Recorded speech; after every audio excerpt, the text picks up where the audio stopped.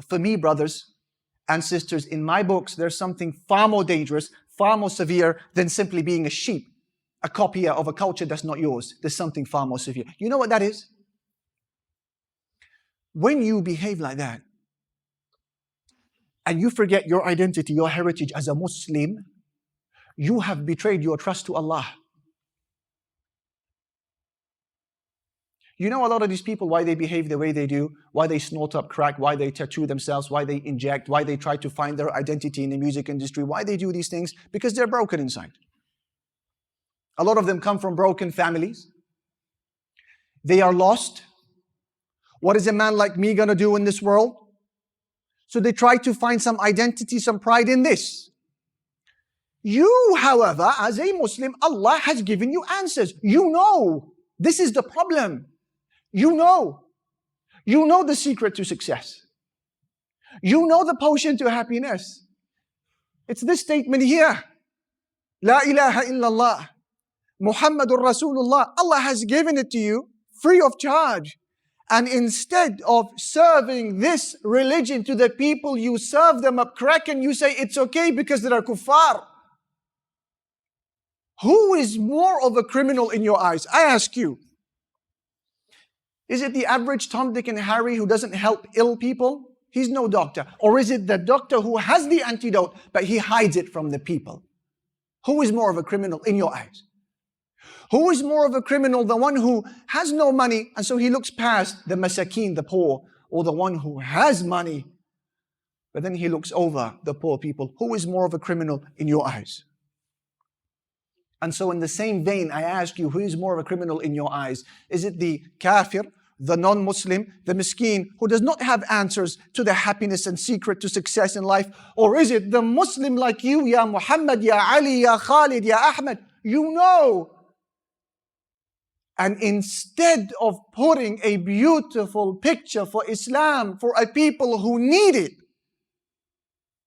you hide it away. And you chase after their lifestyle. So they say this religion can't be from God. This religion of Islam cannot be from God. It can't be divine. Why? Because if it was going to work for me, it would have worked for you. Inna minkum munaffirin. The Prophet ﷺ said, some of you turn people away from Islam.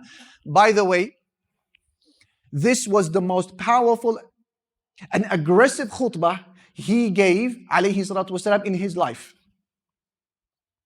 It was the angriest he ever was when he was on the pulpit speaking to the Muslims.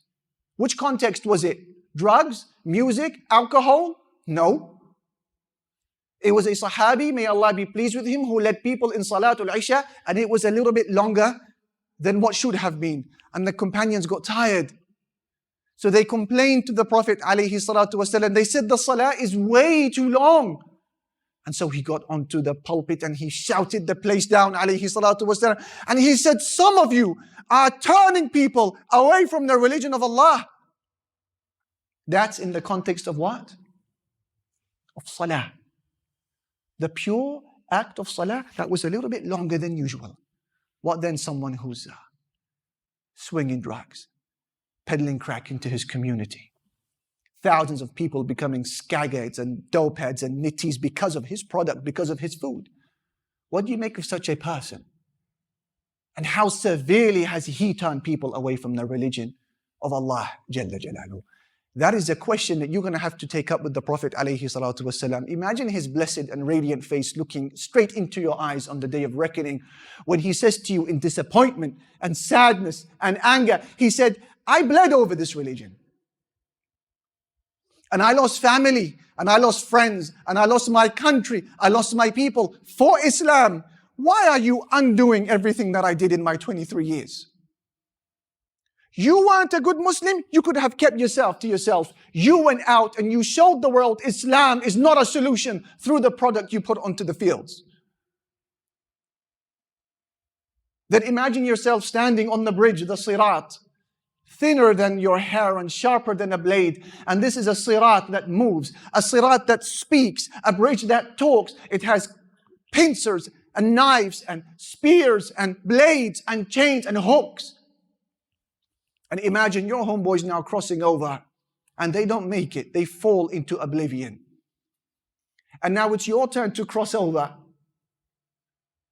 And then one of those men turns back and he catches a glimpse of your face and he says, Ya Rab, that was a Muslim right there. That was my friend. I knew him. Not once did he tell me about you. Rather, he gave me the image that Islam is no different to our lifestyle. Serving up the things we're serving up, snorting up the things we were snorting up, and singing just like us. A gangster just like us, a roadman just like us. Ya Rabbi, if I fall into hell, he should fall too. And I believe that this is a request that Allah subhanahu wa ta'ala will honor. Some of us are turning people away from Islam. We as Muslims are supposed to be picking people up from kufr, from disbelief, from confusion, from misery. Why is it now that the Muslim has become a man who's roaming the street picking up cigarette butts because he's now gagging for another rap? People should be coming to our ends, the Muslim ends, looking for answers, looking for guidance, looking for knowledge, looking for information about this honorable Prophet Muhammad sallallahu alaihi wasallam. They should be coming to our ends looking for security.